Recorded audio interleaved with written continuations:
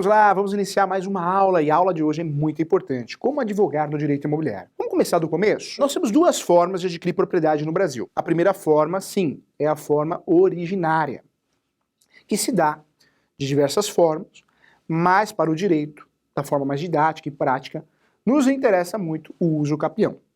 O Instituto do Uso Capião, atualmente nós temos dois procedimentos, o procedimento judicial e o procedimento extrajudicial. Quando eu falo do procedimento judicial, é o que a gente está acostumado, fazer uso capião lá no Poder Judiciário, usufruindo do serviço do Poder Judiciário. Mas a grande novidade, com o novo CPC, surge a possibilidade também de você fazer uso capião no cartório. E veja, qual cartório, professor? Cuidado, não vai no cartório errado, hein? O cartório correto é o cartório tabelião. Você pode ir no tabelião, também pode obter informações do cartório de imóveis. O procedimento ele é híbrido, então pode ser que de um estado para o outro você tenha que ir no cartório de imóveis e no outro estado no tabelião. O Brasil é muito grande, né? Nós não temos um padrão nem na justiça, não é isso? Nem o judiciário tem padrão, tem juiz que entende que a contestação serve para usufruir, sim, da reconvenção dentro dela, e tem juiz que acha que tem que se fazer a contestação separada da reconvenção. Isso quer dizer que, por mais que tenha o Código de Processo Civil, nós não temos um padrão no judicial. Imagina no cartório. O cartório, você sabe, todos os cartórios, são regulamentados pela Lei 6.015, que é a Lei de Registros Públicos, e também pelas normas da Corregedoria. O cartório também faz parte do Poder Judiciário, porque o oficial do cartório, como se fosse dono, ele recebe a delegação do Tribunal de Justiça. Então, nós temos também cartórios com entendimentos diferentes. É possível um cartório fazer uso capião, um registro, e o outro cartório não. Inclusive, nós temos um princípio no direito registral, que é o princípio da autonomia. O oficial de cartório pode aplicar autonomia. No entendimento dele, ele não vai fazer o registro, seja de uma carta de adjudicação, seja uma carta de rematação, seja um registro de uma escritura pública, porque ele entende que aquilo não gere segurança para o cartório e para a sociedade. Então pode sim o oficial de cartório falar não, e o outro oficial de cartório falar sim. Isso é possível, é perfeitamente possível, porque o cartório não precisa ter um entendimento padrão. Pode existir, e existe muito, entendimentos diferentes, tá?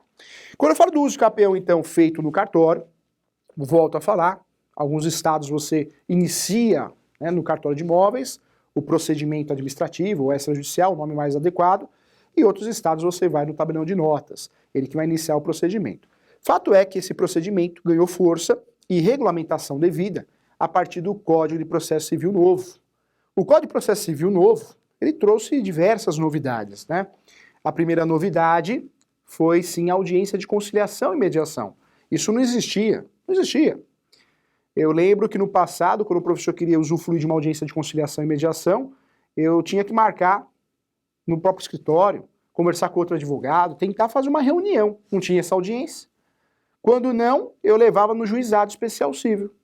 Eu fazia a ação, e fazia uma outra ação no juizado especial civil, só para usufruir daquela audiência de conciliação. Se nada desse certo, eu fazia uma petição, dando baixa daquele processo, pedindo, né, a desistência daquele pedido, daquele processo. Era uma estratégia para usufruir de uma audiência de conciliação, porque a gente não tinha. Então foi uma grande novidade do CPC, novidade boa. Outra novidade do CPC foi a intervenção de terceiros, né? O novo CPC alterou muita coisa em relação à intervenção de terceiros. E o que é intervenção de terceiros? Existe o autor e existe o réu. Quando existe um terceiro a essa relação, que participe do processo, ele é chamado de terceiro. Por isso, intervenção de terceiro. Quando eu falo de intervenção de terceiros, atualmente nós temos 5. No antigo código também eram 5, mas nesse mudou. A primeira intervenção de terceiros, sim, é assistência, que pode ser litisconsorcial e também simples. Primeira intervenção de terceiros, hein? Segunda, denunciação da lide, continua existindo. Terceira intervenção de terceiros, que nós temos, chamamento ao processo. Vem, fiador, vem responder, chamamento ao processo. Quarta intervenção de terceiros, que é a novidade do CPC, não tinha, não era essa. Sim, é a incidência de desconsideração de personalidade jurídica. E a quinta e última intervenção de terceiro, que também é uma novidade no CPC, é sim o amicus curiae. O que é amigo curiae, professor? É o amigo curiae ou curiae, tanto faz o termo. Quando eu falo amigos curiae, esse é uma pessoa que vai ajudar o judiciário porque ele foi convocado de forma compulsória ou de forma voluntária, ele está ajudando, auxiliando também o judiciário. Então o CPC ele trouxe muitas novidades. Novidades importantes que vão influenciar, já influenciam no direito imobiliário. Volto a falar, a audiência de conciliação ajuda muito no direito imobiliário, em ações de integração de posse, em ações reivindicatórias. Talvez um simples acordo resolva, né? Então ajuda muito. Uma audiência que ganhou força a partir do novo CPC, com a regulamentação dela. Nós temos sim audiência de conciliação, muitas vezes uma audiência de grande estratégia para resolver um caso imobiliário.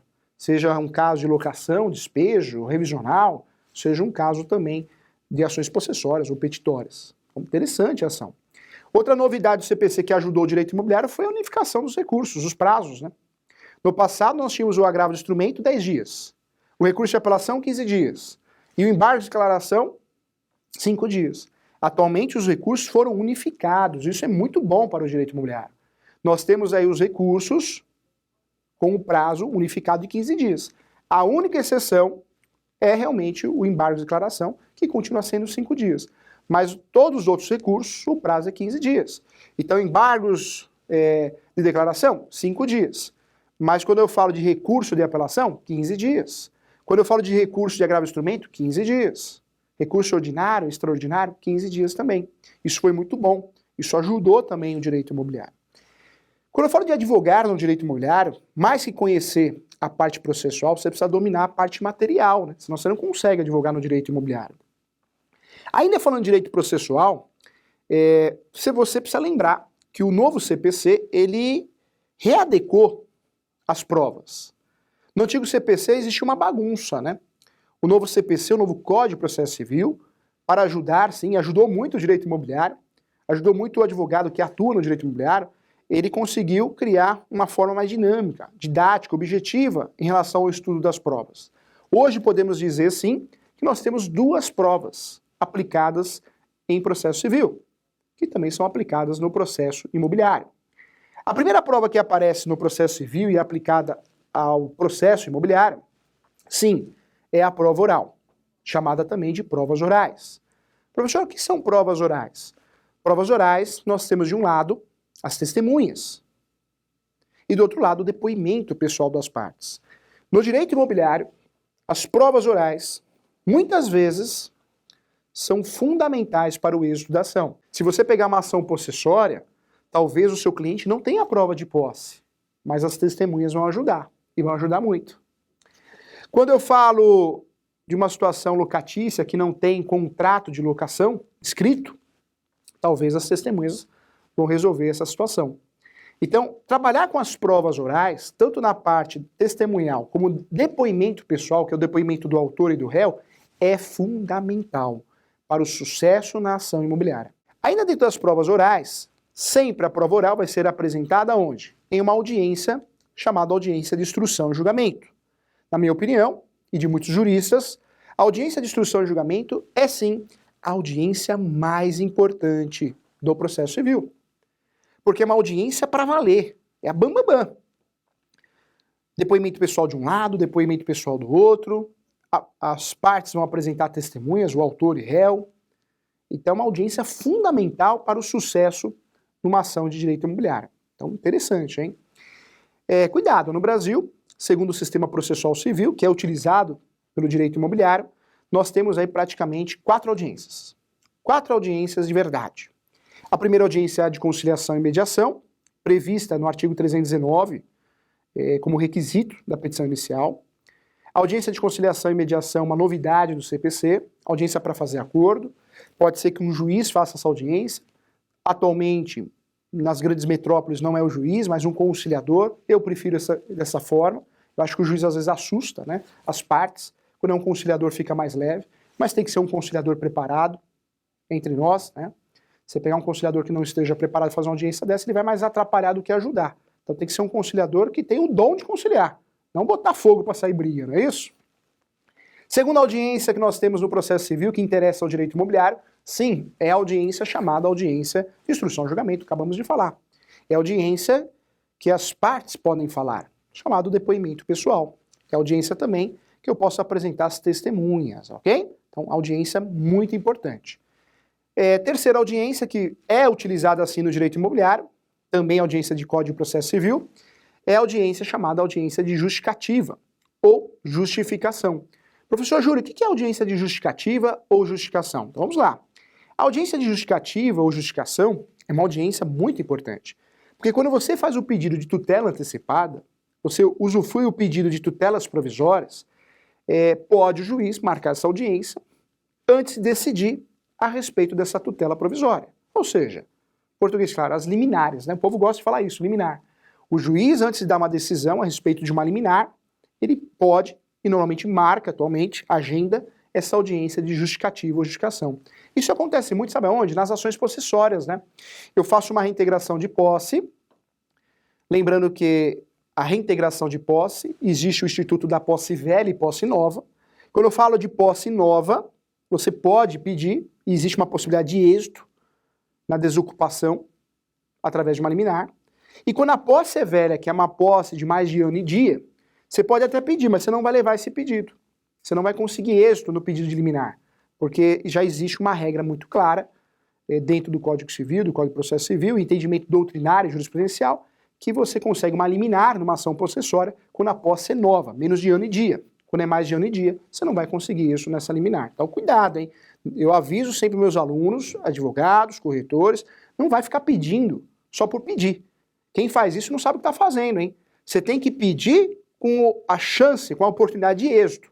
Então, peça com consciência. Não fica pedindo uma coisa no processo só por pedir, tá? Isso está errado. Isso aí é fazer com má vontade. É fazer sem conhecimento. Não pode ser assim, hein? Você tem que pedir com estratégia. Você tem que pedir aquilo que você pode ganhar, tá? Eu falo também que você tem que explicar para o seu cliente e fazer aquilo que você pode fazer. Por isso eu sou a favor que o advogado, o corretor, o engenheiro, o médico, seja especialista. Eu acredito muito que quem faz tudo não faz nada.